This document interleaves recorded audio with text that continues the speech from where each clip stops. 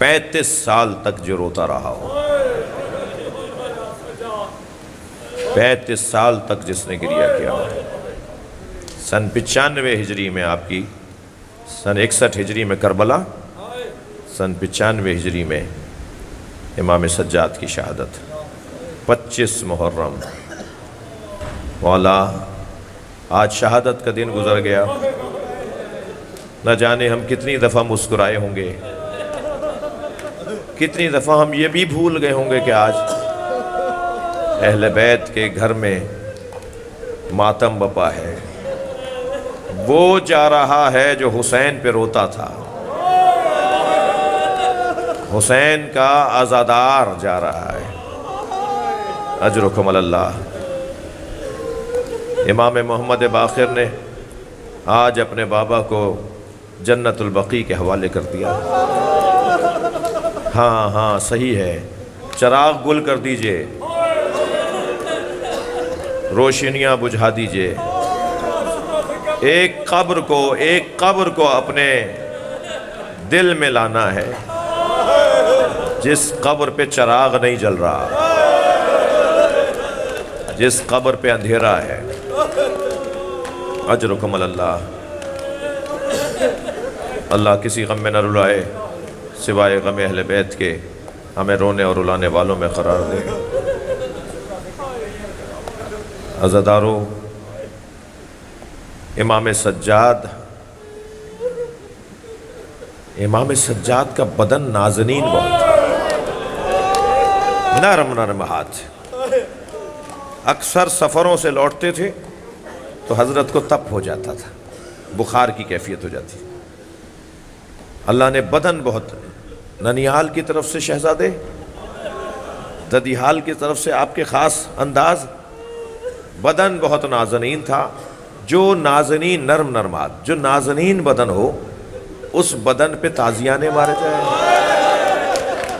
اس بدن میں اللہ آپ کو کوئی غم نہ دے سوائے غم اہل بیت کے، کوئی غم نہ ہو، ہمیں رونے اور لانے والوں میں قرار دے۔ اجرکم اللہ، اجرکم اللہ۔ آمادہ ہوئیے، مجھے جلدی نہیں ہے، آج شہادت کی مجلس ہے اور ابھی آپ ایک تابوت کی زیارت کریں گے۔ رونے والوں سے کہوں گا کہ خیال رہے، زخمی امام کا تابوت ہے، اس امام کا تابوت ہے جس امام کو غسل دیتے ہوئے امام سجاد بلند آواز سے روئے۔ عزادارو، اس کا سبب یہی تھا کہ امام کے بدن پہ اب بھی نشانات موجود ہیں۔ اجرکم اللہ۔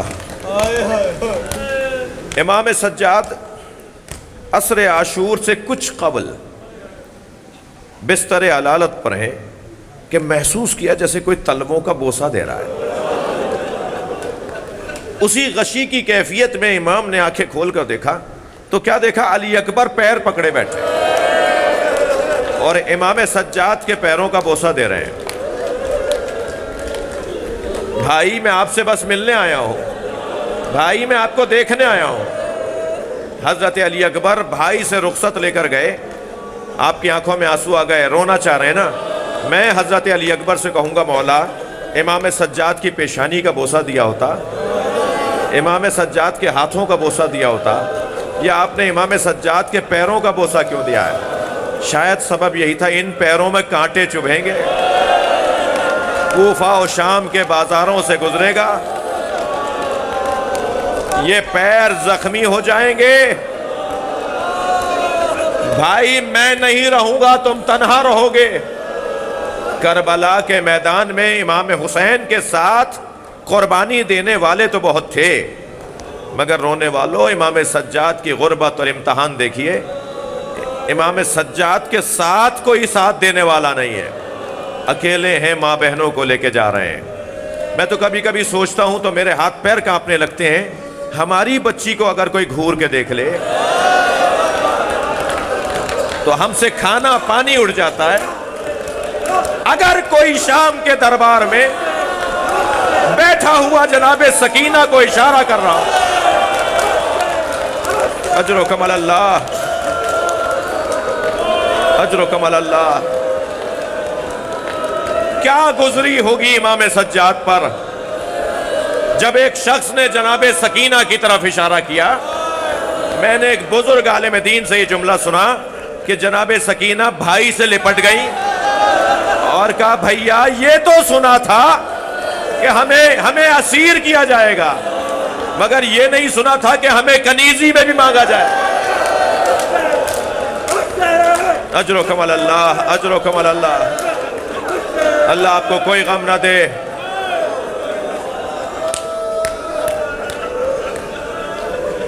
سب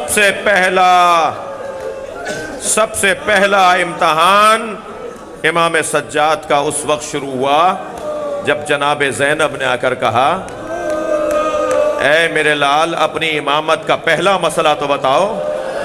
چادریں چھن چکی ہیں، خیمے لٹ چکے ہیں، بتاؤ بغیر چادر کے باہر جائیں یا ان خیموں میں جل جائیں؟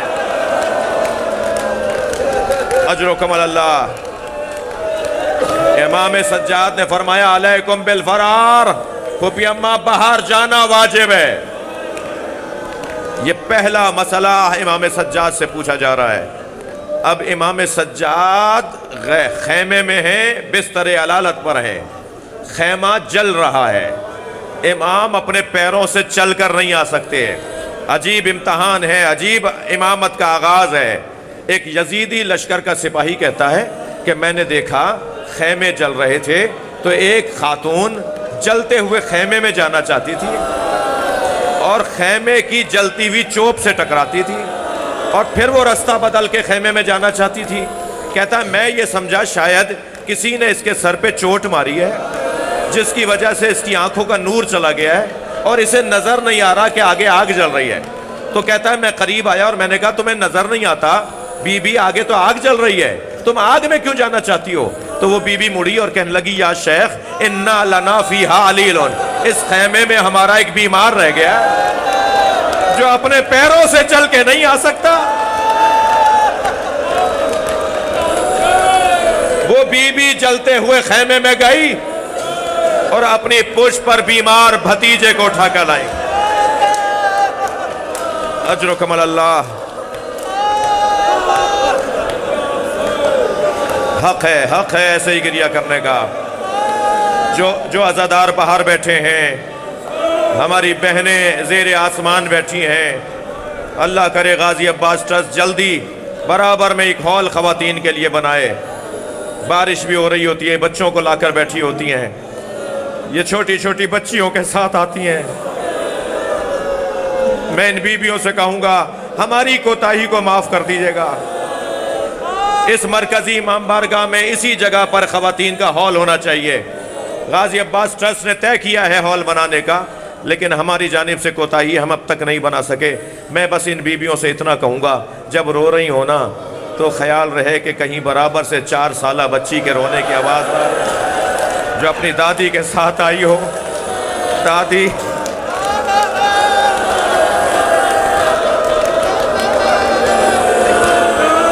اجرکم اللہ.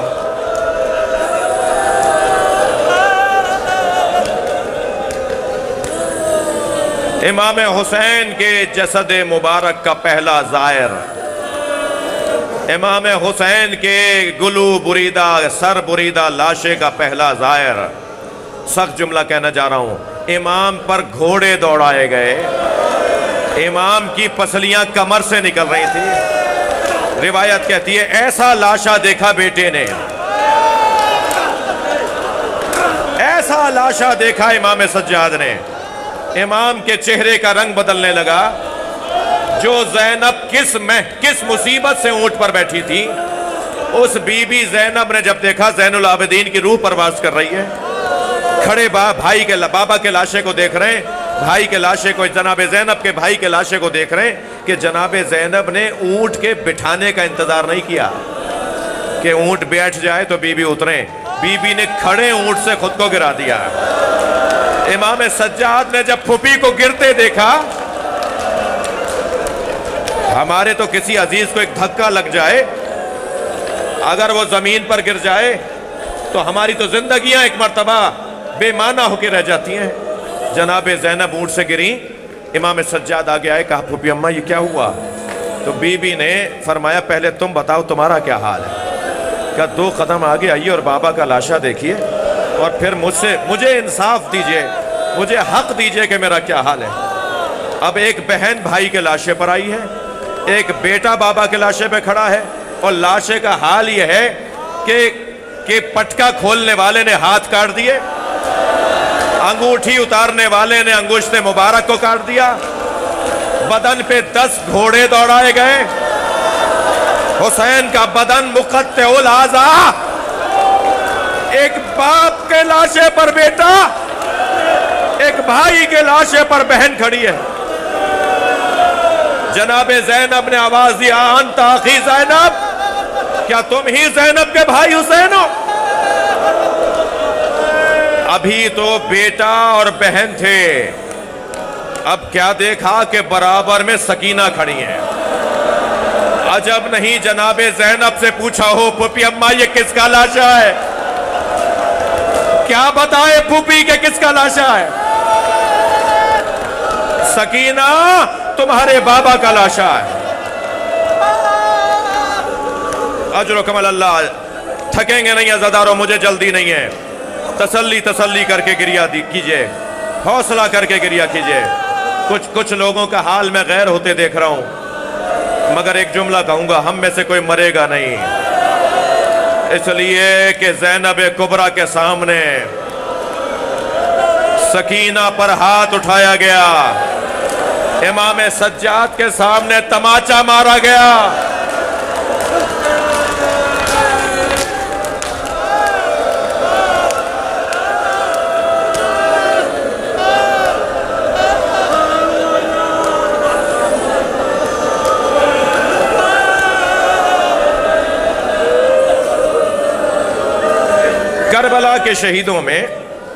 کربلا کے شہیدوں میں ایک شہید حبیب ابن مظاہر ہے۔ حبیب ابن مظاہر کا بیٹا قاسم ابن حبیب کربلا میں اپنے بابا کے ساتھ شہید نہیں ہوا۔ حبیب اپنے غلام کے ساتھ کربلا آئے اور عاشور کے دن حسین مولا کی محبت میں مارے گئے۔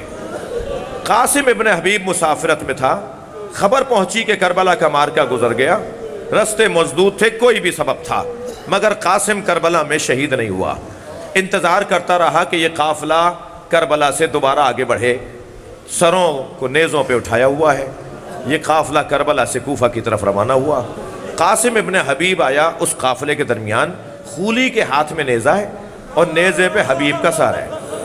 کہا کہ یہ جو سر ہے نا یہ میرے بابا حبیب کا ہے، میں حبیب کا بیٹا قاسم ہوں، یہ سر مجھے دے دے، میں بدن جا کے کربلا سے لے رہا ہوں، سر کو بدن کے ساتھ ملا کر میں اپنے بابا کو دفنانا چاہتا ہوں۔ خولی نے کہا یہ سر مجھے تو شام پہنچانا ہے، کوفہ سے شام پہنچانا ہے۔ اس نے کہا وہاں تجھے جو انعام ملے گا میں دینے کو تیار ہوں، مگر خولی نے قاسم کا سر نہیں دیا، قاسم کو سر نہیں دیا حبیب ابن مظاہر کا، اور قافلہ آگے بڑھنے لگا۔ قاسم واپس گیا اور پھر اپنے 10 نوجوان دوستوں کو ہمراہ لیا اور قافلے پر حملہ کیا، اور خولی سے سر لینے میں کامیاب ہوا، اور جو دوست اس کے کئی جگہ پر لڑ رہے تھے، اس کی حمایت میں لڑ رہے تھے، اسی قافلے پہ حملہ کر کے، جن میں بیویاں بھی ہیں، جن میں امام سجاد بھی ہیں، قاسم نے سر لیا اپنے بابا کا اور دور سے آواز لگائی اپنے دوستوں کو، واپس چلو، جس کا جوان بیٹا زندہ ہو اس کے باپ کے سر کو کوئی نیزے پہ نہیں اٹھا سکتا۔ امام کا حال غیر ہونے لگا، بیڑیاں سنبھالی، بابا کا سر دیکھا، بابا یہ سچ کہتا ہے، آپ کا بیٹا مشیت کا پابند ہے۔ اجرکم اللہ، اجرکم اللہ۔ قافلہ کوفہ پہنچا، قافلہ کوفہ پہنچا، کوفے میں چھتوں سے صدقے کی کھجوریں پھینکی گئیں۔ بچے تھے نا، پیاسے بھی تھے اور بھوکے بھی تھے۔ ایک خاتون ایک تشت میں کھجوریں لے کر آئی اپنے مالک کی صدقے کے طور پر۔ ایک بچے نے ایک دانہ اٹھایا ہی تھا کہ جناب زینب کی آواز آئی الصدقۃ علینا حرام۔ اس بچے نے وہ دانہ واپس رکھ دیا۔ وہ خاتون اتر کر آئی اور کہنے لگی بی بی صدقہ تو اہل بیت پہ حرام ہے، آپ کون ہیں جو کہہ رہی ہیں صدقہ حرام ہے، صدقہ ہم پہ حرام ہے؟ جناب زینب نے فرمایا تو اہل بیت کو پہچانتی ہے؟ کہنے لگی اہل بیت کے فرد فرید کو حسین کہا جاتا ہے، حسین کے ایک بچے کو علی ابن الحسین، علی زین العابدین کہا جاتا ہے۔ بیوی نے فرمایا حسین کی بہن کو جانتی ہے؟ عجب نہیں کہا وہ بیوی بازار نہ ہوتا تو حسین کی بہن کا نام بتاتی۔ جیسے ہی ادب کرنے والی ملی نا، جناب زینب کی آواز آئی ام حبیبہ پہچانو، یہ تمہارے سامنے زینب کھڑی ہے، وہ اسیر بیڑیوں ہتھکڑیوں میں جکڑا علی ابن الحسین زین العابدین۔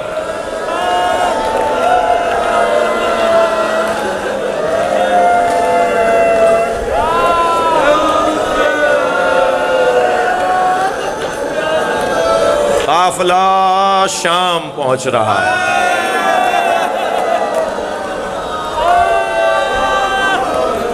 شام کے ساتھ ایسا لگتا ہے جیسے شام غریبہ۔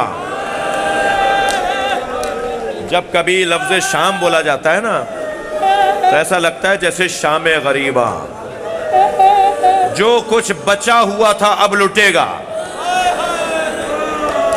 اجرکم اللہ۔ امام سے جب کبھی کسی نے پوچھا مولا سب سے زیادہ مصیبت کہاں آئی، تو ایک ٹھنڈی سانس بھر کے کہا الشام، الشام، الشام،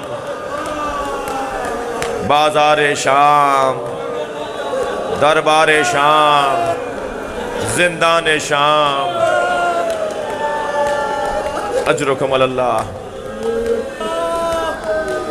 جب کبھی پانی سامنے آتا تھا نا امام کے تو بہت دیر تک گریا کرتے تھے اور پوچھنے پہ فرماتے تھے یہ وہی پانی ہے جو میرے بابا نے علی اصغر کے لیے مانگا تھا؟ کھانا سامنے آتا تھا امام کی آنکھوں میں آنسو آ جاتے تھے۔ اجرکم اللہ۔ قافلہ شام پہنچا ہے۔ امام سے جب کسی نے پوچھا تو امام نے فرمایا 7 ایسی مصیبتیں ہیں جو میرے ذہن سے نہیں نکلتی۔ امام نے خود اپنی زبان سے جو 7 مصیبتوں کا ذکر کیا ہے، مجھے نہیں معلوم میری کتنی ہمت ہے، آپ کا کتنا حوصلہ ہے، کتنی وہ 7 مصیبتوں کو ہم سن سکیں گے۔ پہلی مصیبت فرمایا ہمیں شام کے باہر کھڑا کر دیا گیا، کھڑا کر دیا گیا۔ شہر میں نہیں لے جا رہے، شہر کے باہر بیبیاں کھڑی ہیں، نبی زادیاں کھڑی ہیں، ایک رسی میں بندھے ہوئے گلے، جن میں ایک بچی کا گلا بھی ہے۔ اجرکم اللہ۔ فرماتے ہیں میں نے جب پوچھا تم ہمیں شہر میں کیوں نہیں لے کے جاتے، تو کہنے لگے شہر ابھی سجایا جا رہا ہے، شہر ابھی سجایا جا رہا ہے، شادیانے بجائے جائیں گے، تماشا دیکھنے والے بلائے جائیں گے، اشارے کرنے والے بلائے جائیں گے۔ بہت سخت جملہ کہنے جا رہا ہوں، مجھ سے بیان نہیں ہوگا، آپ اشارہ لے لیجئے۔ امام فرماتے ہیں کہ لوگوں کا ازدحام اتنا تھا کہ بیویوں کے قریب اجنبی آ جاتے تھے۔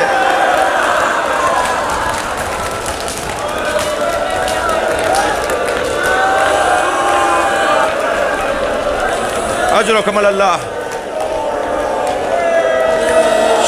شہادت کی مجلس ہے، شہادت کی مجلس ہے، جسے رونا نہیں آ رہا مولا سے اللہ سے آنسو مانگے۔ یہ ایک آنسو بڑے کام کا سرمایہ ہے۔ اس دنیا میں غم دنیا سے نجات دیتا ہے، آخرت میں غم آخرت سے نجات دے گا، مصطفیٰ کو راضی کرے گا۔ میں بچوں اور جوانوں سے جنہیں رونا نہیں آتا وہ اللہ سے مجلس میں آنسو مانگا کریں۔ فرماتے ہیں شہر کو سجایا گیا اور پھر ہمیں شہر میں لے جایا گیا۔ شہر سجا ہوا تھا، شادیانے بج رہے تھے، رقص اور طرب کا ماحول تھا، اس میں نبی زادیوں کو لے جایا گیا۔ سخت جملے۔ اب دوسری مصیبت جو سے امام کہتے ہیں نا مجھ سے بھولا ہی نہیں جاتی، فرماتے ہیں دوسری مصیبت جو شام میں ہم پر آئی جو میرے ذہن سے نہیں نکلتی، فرمانے لگے ایسے کھینچا جا رہا تھا جیسے بیچے جانے والے غلاموں کو کھینچا جاتا۔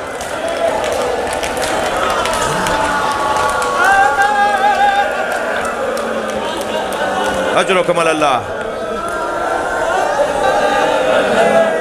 تیسری مصیبت، امام فرماتے ہیں تیسری مصیبت جو میرے ذہن سے نہیں نکلتی، جو ماحول تھا۔ اچھا دیکھیے، کوفہ اور شام میں ایک فرق ضرور تھا۔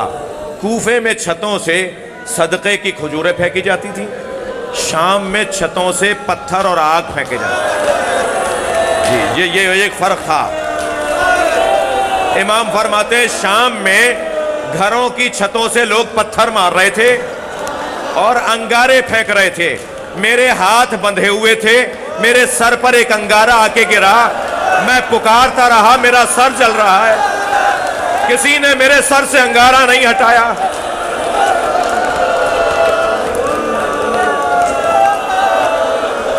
اجرکم اللہ۔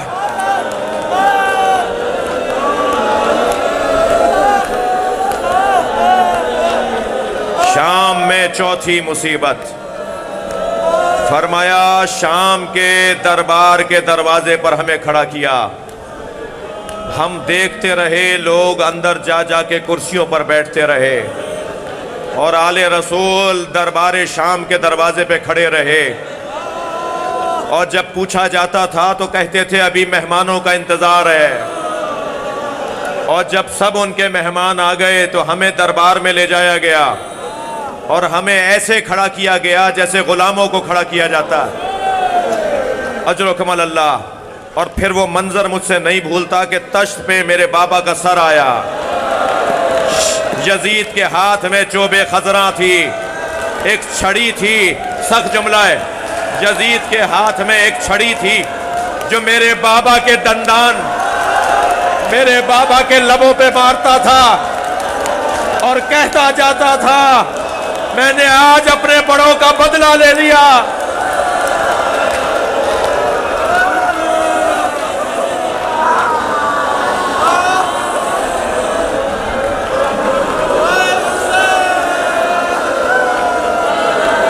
اجرکم اللہ۔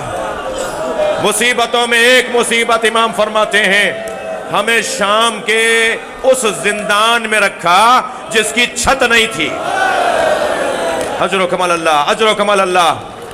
ایسے زندان میں، ایسے خرابے میں رکھا جس کی چھت نہیں تھی، دن میں دھوپ پڑتی تھی، رات میں اوس پڑتی تھی، بیویوں کے چہرے بدلتے چلے گئے، میری پھوپھی ضعیف ہوتی چلی گئی۔ اجرکم اللہ۔ اور پھر فرماتے ہیں شام کی ایک بڑی مصیبت بھی سن لو، شام کے زندان کی ایک بڑی مصیبت بھی سن لو۔ میری بہن سوتے سوتے اٹھی، بابا بابا، پھوپھی اماں بابا آئے تھے، کبھی ایک کونے میں جاتی ہیں میرے بابا یہاں تو نہیں ہے، کبھی اماں رباب کا بازو ہلا کے کہتی ہے بابا کہاں گئے، کبھی زین العابدین مولا سے جا کے کہتی ہیں بھیا بابا آئے تھے، وہ کہہ رہے تھے میں تمہیں لینے آیا ہوں، بھیا میں تو بابا کے ساتھ جاؤں گی۔ کیا جواب دیں سکینہ کو؟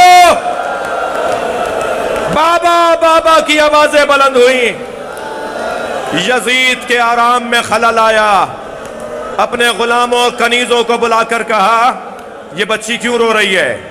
کہا اس نے خواب دیکھا ہے، حسین کو خواب میں دیکھا ہے، اپنے بابا کو یاد کر رہی ہے۔ کہنے لگا سر بھیج دو، سر بھیج دو۔ ایک تشت میں سر لا کے زندان میں رکھا گیا، جب رومال ہٹایا گیا نا تو جناب سکینہ نے پہلے تو غور سے دیکھا اور پھر غور سے دیکھ کر کہا بھیا یہ کس کا سر ہے؟ کہا سکینہ تم بابا کو یاد کر رہی تھی، یہ بابا کا سر ہے، مجھ سے بیان نہیں ہو پائے گا۔ ایک عرب خطیب سے میں نے یہ منظر سنا کہ جیسے ہی بتایا نہیں بابا کا سر ہے تو بی بی جہاں بیٹھی تھی وہاں سے کھڑی ہوئیں، 2 مرتبہ زمین پہ گریں، پھر اٹھیں بابا، اور آگے بڑھ کے بابا کے سر کو گود میں لیا اور پہلا سوال یہ کیا بابا آپ کے رخساروں پہ کس کا خون ہے؟ بابا آپ کی رگیں کس نے کاٹی؟ بابا آپ کی پیشانی پر چوٹ کیسی ہے؟ پھر کہا بابا میری بالیاں بھی اتار لی، बाबा मुझे तमाचे मारे। बच्ची बाबा बाबा कहती कहती खामोश हो गई। बाबा के मुंह पे मुंह रख दिया। इमाम सज्जाद आगे बढ़े, आवाज दी, फूफी अम्मा ज़ैनब, अम्मा रबाब को संभालो। आवाज आई, इन्ना लिल्लाह।